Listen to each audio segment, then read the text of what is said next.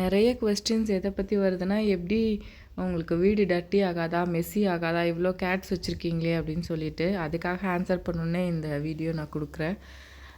நிறைய free space இருக்கிறனால வீடு மெஸ்ஸி ஆகாதில்ல. இவ்வளோ பூனையும் ஒரே வீட்டில், அதுவும் ஒரு 1000 ஸ்கொயர் ஃபீட்டில் வச்சுருக்கணும் அப்படின்னா அது கஷ்டம்.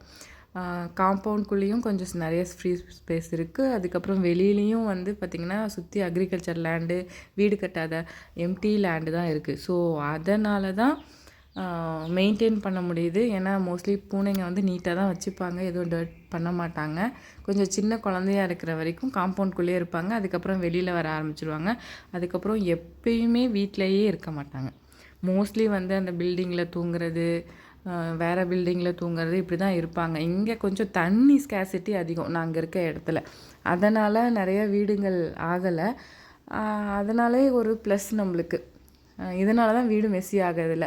ஒரே ஒரு 800 900 ஸ்கொயர் ஃபீட் வீட்டுக்குள்ளேயே இத்தனை பூனையும் வச்சுக்கணும் அப்படின்னு சொன்னால் அது ரொம்ப ரொம்ப கஷ்டம். அது வந்து பாசிபிள் கிடையாது. ஃப்ரீ ஸ்பேஸ் இருக்கனால அவங்களும் ஃப்ரீயாக இருப்பாங்க. எல்லாருமே ஒரே டைம் இருக்க மாட்டாங்க. வீட்டில் சாப்பிட்ற டைமுக்கு வருவாங்க, அதுக்கப்புறம் விளையாட போவாங்க, சேஃப்டியாக வந்துடுவாங்க. இந்த ஏரியாவில் கொஞ்சம் நாய்களும் வந்து ரொம்ப கம்மி தான். நம்ம வளர்க்குறத தவிர வேறு எதுவும் இல்லை.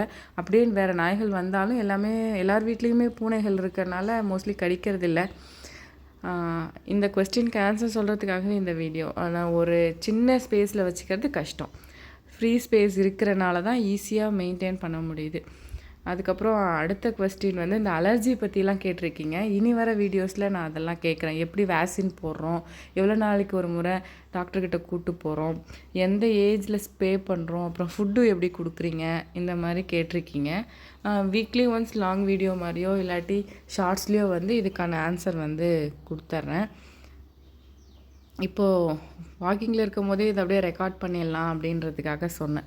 ஸோ மெஸ்ஸி ஆகாது. மோஸ்ட்லி அவங்க வந்து நீட்டாக தான் இருப்பாங்க. கேட்ஸை பொறுத்த வரைக்கும் ஃப்ரீ ஸ்பேஸ் இருக்கிறதுனால வீட்டுக்குள்ளே வந்து அந்த மெஸ்ஸினஸ் டர்ட்டி பண்ணுறது இந்த மாதிரி வேலைகள் எதுவுமே வச்சுக்க மாட்டாங்க. அது வரைக்கும் ஹாப்பி.